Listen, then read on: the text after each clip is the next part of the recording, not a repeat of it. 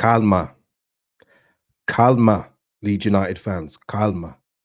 Leeds United will be absolutely all right. Cage, why would you say this? You know what Leeds are like?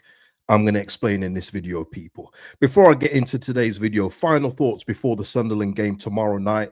Please like the video, subscribe to the channel, and of course, drop your lovely comments below. Thank you to Mr. P and Texas Lead for the super thanks on the last video. Much appreciated, guys. And if you want to become a member of the channel as well, big up for all the members and all the supporters. The link is in the description. So, Leeds United do not find themselves top of the league. But people would say, should be worried. Well, from some of your comments, some of you are, but I'm going to explain why I'm not. Look, we saw Burnley play another 0-0 special. Listen, people can say what they want about Burnley being boring or what have you, but you can't deny that their clean sheet record is absolutely phenomenal. It is absolutely brilliant. And if one of the teams above them do slip up, they'll just be ready and waiting to trickle into one of those top two spots with probably another 1-0 performance, 0-0 performances. They're doing what they have to do and they're staying in touch. But they drew, for me, a very winnable game. Some people say it's a derby and everything like that. I don't take that into account with this. They should have the quality to beat Preston. They haven't. But more so Sheffield United, who toppled Luton Town, who are rooted to the bottom of the table. Please go back to the start of the season when I said Luton Town may even get relegated again. I said it before. Sometimes you just know. I don't get fooled by tags of someone that's just been relegated. We've seen the relegation happen before, and I think Luton Town are prime candidates for that. But Sheffield United did what they had to do, and now Sheffield United are currently top, which leaves us sitting in second. But Cage, why are you not worried? Well, the reason why I'm not worried is because of the football team that we have. And also we've been in this position before with Sheffield United where they've played before us, they've gone top, they've kept the seat nice and warm. But then this team, this club comes back, gets to get back and goes back top again. So this isn't a position that is very new to us, which is why I've been kind of surprised with the response to Sheffield United jumping above us. Maybe it's because our game wasn't the next day, as in today, and it's a couple days away. Maybe people think it's given the boys time for it to play on their minds that we're no longer top. No, I think this is just, it's just one of these instances again where Sheffield United keep doing what they're supposed to do, and then we play our game, and then we'll do what we have to do going above them. And again, with this, the Sunderland game is going to be big tomorrow, no doubt about it. But I've still got confidence in this football club. And the reason why is because of this. Look, at the start of 2025, we weren't acting like this was a new year, new us. You know, we started off very slowly. We don't even want to go back into the whole City game. Let's not do that. But since that game, people, look at this. Clean sheets. You know, people impressed with Burnley. I mean, it's only because their record's been so good, but we've been doing well too.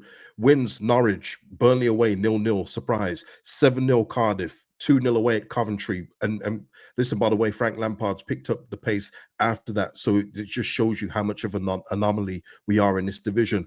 A fully changed side against Millwall, didn't do well, but then we bounced back against Watford. So my thing is, this team at this present time has given me no reason to believe that we're in any trouble in the next two games, which are absolutely huge. Sunderland tomorrow was always going to be a big game, but when you look at the table, they have more reason to come out and get 3 points than we do. Now, I'm not saying we're going to change and rest on our laurels and not go for the win here. Quite the opposite. But Sunderland will be under some pressure to not just come away with a point, but to come away with 3. Whereas we're in a good position. If we draw tomorrow, it's not the worst result. I want to win. Let me just make that clear right now. I want to win, but it's not the worst result for us. For Sunderland, they probably need to come to Ellen Road and get 3 points to get up to Burnley's, point total. Whereas we're good. We're good. We're in a good spot. We're in an absolutely good spot. And then the game after is Sheffield United. And I will say this to people, and I maintain this. I think we beat Sunderland tomorrow. I'm sticking with my 2-1 prediction. If you've got a change of score prediction, please let me know in the comments. The game we need to look at is the Sheffield United one. And again, this is not me overlooking Sunderland. I know it's a tough game, but Sheffield United did what they did against Luton, that they did in the previous fixture. They had Luton before us in October, and they beat Luton Town 2-0. Raksaki scored 2 goals in that game. I think we had an international break, and they come to Ellen Road. Raksaki's dropped to the bench. Sheffield United also rested Harmer in that game. I think he was on a count for a yellow card. So if he got a yellow card, he would have missed the Leeds game. I think he had a little injury issue in for this game, but I believe the report said after that he would have been okay to go, but there was no point risking him.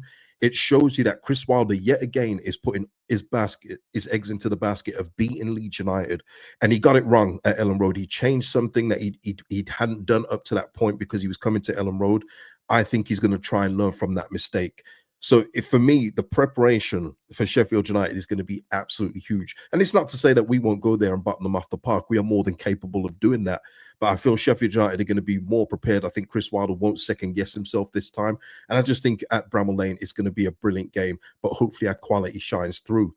But going back to the game tomorrow, quality shining through. Keep hearing this with Sunderland. Lefay, obviously, I can vouch for that guy, very good player. Joby Bellingham, of course, Chris Rigg, and Isidore. Isidore's getting a lot of talk, people worried about Isidore. Well, I'm looking at the top scorer charts and I don't see Isidore's name there, but you know whose name I do see there? Joel Perouse, who's on an absolute tear right now. Silky smooth. Give that ball to that man in the box. He's more likely going to score. Let's go back, because we could talk about Solomon, we could talk about Dan James, the usual suspect danger men.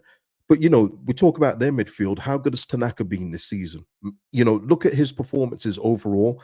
If Tanaka was on another team, we'd be going, damn, Tanaka, he's going to be something to look out for. How do we get around him? Got to look out for him when he's venturing forward. Well, that's what Sunderland are going to have to do with us tomorrow. Tanaka's been brilliant. Ampadu, Roden, at the back, just solid. You know what I mean? Jaden Bogle, consistently brilliant.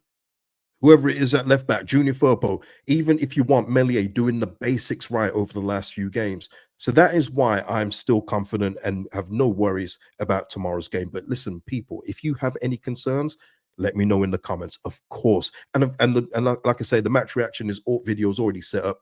Please go and hit the like on that one and the reminder so you can join me after the game. And we can discuss if what I've said here needs to be erased from existence or, I may have had a point. Just quickly before I exit this video, speaking of this, and this isn't for the people that don't want to speak about promotion yet. So if you're not interested, click off now, and please don't leave in the comments, why are we talking about promotion? We haven't been promoted yet. It's about having one eye on the future. And I was watching the Leicester Arsenal game yesterday, and it had so many reminders of the Premier League for us. And I'm just going to make this very, very brief. But Leicester City, obviously, in bad form. Arsenal, yes, they had a depleted front line. They literally went with Trossard, Sterling, and Nwaneri up as their front three. And I remember being in the Leicester spot for us when we was last in the Prem and we were struggling. And it's like, I know Arsenal are a good team, but they've got injuries. And if there's any way that we can hit them today, it's today. It's a home game now. They've got injury problems. The fans are on their backs for not recruiting in January. Let's go at them. Leicester, they had some good opportunities and they didn't take them, which we know in the Premier League is paramount. You've got to take your chances. Miss them. What happens to Leicester? Arsenal bring on a substitute who's a central midfielder who they put up top as an experiment in that game. Mikel Mourinho, he scores 2 goals. It could not remind me anymore of Leeds United, where players that have never scored or haven't scored in like 15 games, they play Leeds United. Here's your gift. Here's your gift from Leeds United today. But the point in this is that it is so vital that we recruit properly when we do get promoted, because I saw Leicester fans when they were leaving, and it had that look of me when I was doing this and talking about loss after loss. You just look resigned to it. You're like, damn, this could have been a moment, and we still can't get anything done. And that's why it's so important that we get it right. Leicester spent money on a Harry Winks. They spent money on Oliver Skip, IU, and all these guys. And whether they're playing or whether they're not, they chose to invest in these players. Leeds United need to make sure. I mean, Southampton, forget about it. I mean, they just got mollywopped by Bournemouth yesterday. Just absolutely poor.